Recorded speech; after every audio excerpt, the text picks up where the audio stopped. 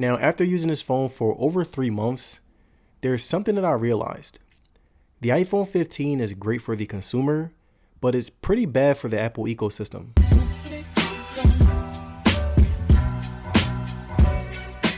Now, the reason that I say that the iPhone 15 is great for the consumer, but bad for the Apple ecosystem is because as a consumer, the iPhone 15 is the ultimate deal. You get Dynamic Island, you get USB-C, you get iOS 17, and you basically get the exact same experience as the iPhone 15 Pro without having to pay over $1,000. But it's also bad because if they make the iPhone 15 and iPhone 15 Plus very identical to the Pro and Pro Max, then what's the point? They've basically eliminated the many reasons as to why someone would get the Pro and Pro Max, and once they finally decide to match the refresh rate, the window gets even smaller. And overall, it's a total win because the consumer gets to spend less money to get the exact same experience, while also having more color options, the same matte feel, and the 15 being able to connect to any Apple ecosystem product as well. And personally, that's what I would recommend. Most people don't need the $1,000 iPhone 15 Pro. I would recommend getting a regular iPhone 15 and using that extra $200 to get some AirPods, an Apple Watch, or you can just save it for something else and call it a day. And in this video, I want to share my experience with the iPhone 15 to help you guys decide whether or not it's right for you.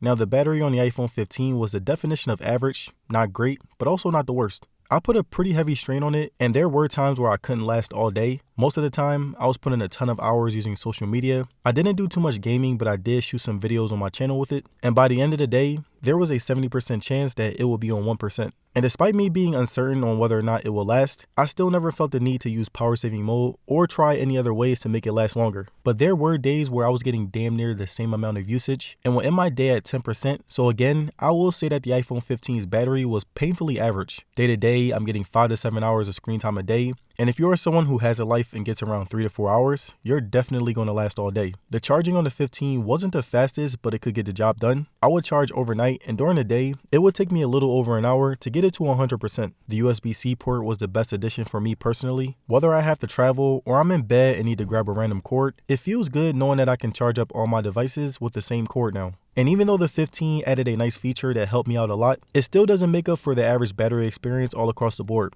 Average charging speeds, average longevity, and very average power saving capabilities. Now, looking at the design of the iPhone 15 and how it's been holding up, it's definitely been one of my favorite upgrades all across the board. It feels better than last year due to them changing the back from glass to matte. It now has the convenient USB-C, the same diagonal camera layout, and the same simple, clean Apple aesthetic. The boxy build was very smooth, but the rounded corners created a nice balance. And again, it's matte everywhere, so it's not only easy to clean, but it also will always look brand new. The pink color is still shining 3 months later. My phone has gotten some smudges on it, and that's why I like the pink color. It hides stains better and looks great. Now, looking at weight, the 15 is lighter than the iPhone 15 Pro. It weighs 171 grams, which is almost 20 grams less. And I think that this added to its comfort when holding the phone for a longer period of time. So whether I was on my phone scrolling through social media or playing a power-heavy game like Asphalt 9, I never had a complaint about how comfortable it was to do either task. The 15's aesthetic has matched the more pricier 15 Pro and 15 Pro Max. The Dynamic Island notch was a great addition. But other than that, it looks the exact same as previous Pro model iPhones. And yes, this is good,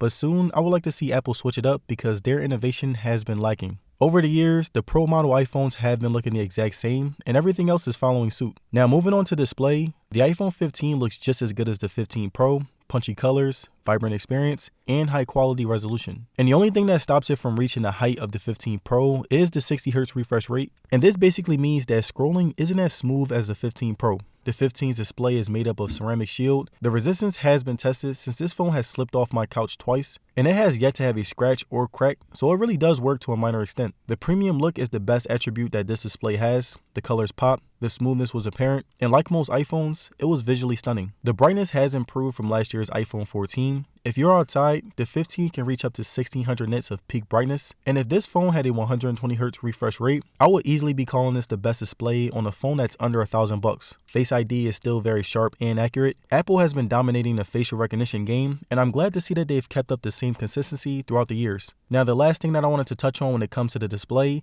is just how good it looks when watching content, movies, and videos on social media. The resolution has never disappointed me in the slightest, and I'm glad that the very big display was able to enhance the experience. Now, moving on to camera, just like the iPhone 15 Pro, Pro Max, and Plus, The 15 has given me some of the best photos for a phone of this price. The pictures are extremely identical to the iPhone 15 Pro Max, which is pretty good since there's less compromises. The camera software continues to push the envelope and make my photos as realistic as possible. The selfies were still top tier. Different objects in different environments were able to flourish, and I'm still very happy that the iPhone 15 has 48 megapixels. Night mode photos are kind of a step down and not really impressive to me, but they still got the job done. And my biggest concern was the consistency of the software. Sometimes the photos look good, and other times it's way too dark. And there was basically no in between. Zoom photos are top notch as well. There aren't that many zoom modes to choose from, but you can always use digital zoom if you need to go closer. And this works fine if you parked your car and you need to see signs from far away. Selfies on the 15 were among the best in the smartphone market. I love how it handles my skin tone. I love how it looks realistic while adjusting little details. And I still believe that I have yet to find a phone that takes better selfies. Videos on the iPhone 15 are the best in its price range. The autofocus, many different modes, impressive stabilization, and quality was very consistent, which made me want to shoot videos on it. You can shoot up to 4K. You can also shoot up to 60 frames per second. You can go into cinematic mode, slow-mo, and editing the videos was just as impressive. The stabilization was solid.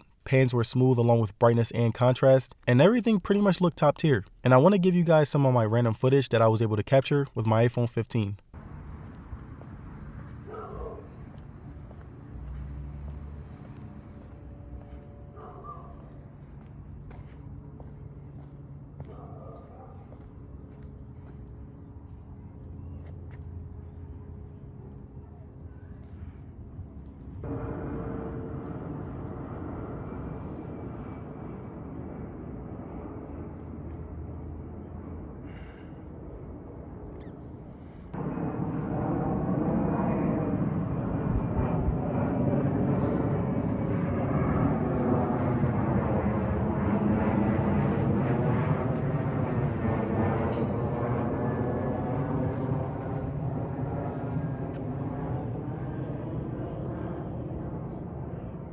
And alright you guys, that's it for my review on the iPhone 15. It's a phone that feels very average when you look at it, but then you realize that it actually is better than the iPhone 15 Pro in terms of value. The iPhone 15 most likely will be the best-selling iPhone of 2023, so it won't be overlooked, but it still feels like the iPhone 15 hasn't truly gotten its flowers for being a really solid upgrade. And let me know down in the comments, do you think that the iPhone 15 is better than the 15 Pro in terms of value? Let me know down below. And if you enjoyed the video, don't forget to like, share, and subscribe, and I'm going to see you guys in the next one. Peace.